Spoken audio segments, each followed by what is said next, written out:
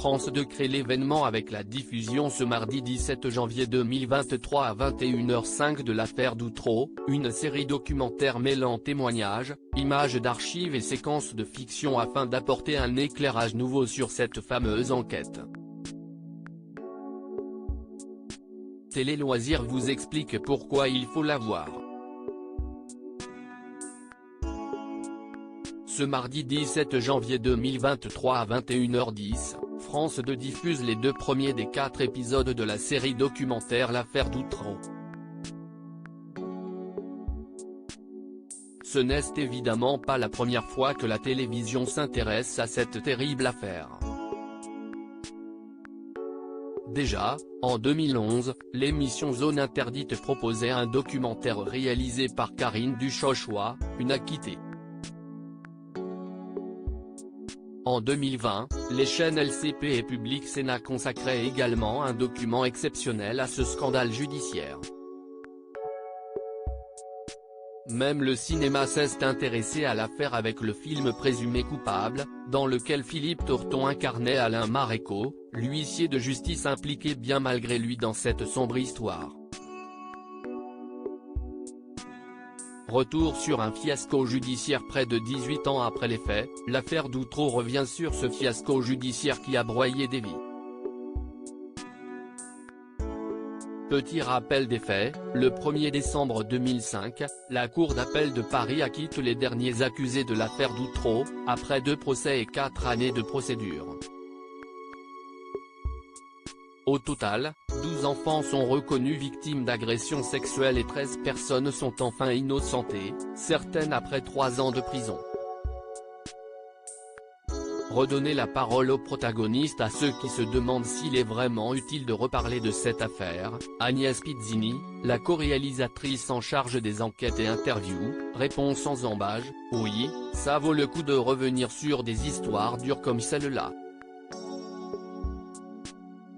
La parole des témoins est beaucoup plus forte, beaucoup plus riche 20 ans après, justifie-t-elle. Cette série, nous l'avons faite pour prendre du recul afin de rééclairer cette affaire à la lumière d'aujourd'hui, renchérit Luc Martin Gousset, le producteur du programme. Tous deux, comme beaucoup de Français, ont été marqués par l'affaire au début des années 2000 et ils souhaitaient redonner la parole aux protagonistes, notamment à Thierry Doscouet, Dominique Voyelle, Daniel Legrand et Alain Maréchaux, qui ont tous 4 passé 3 ans derrière les barreaux pour rien. 3 ans, si est-il long, surtout quand on est innocent, regrette aujourd'hui Dominique Voyelle.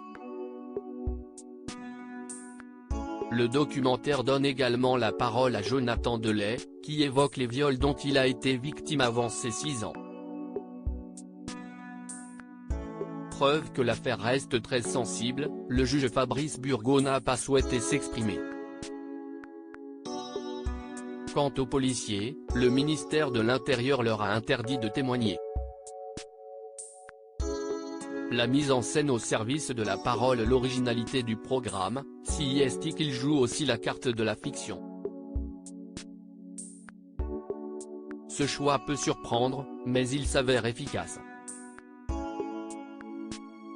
Olivier Ayache-Vidal, réalisateur du long-métrage Les Grands Esprits avec Denis Podalydé et co-réalisateur de ce documentaire, a veillé à ce que la mise en scène soit au service de la parole et qu'il n'y ait pas de pathos, pas d'apitoiement.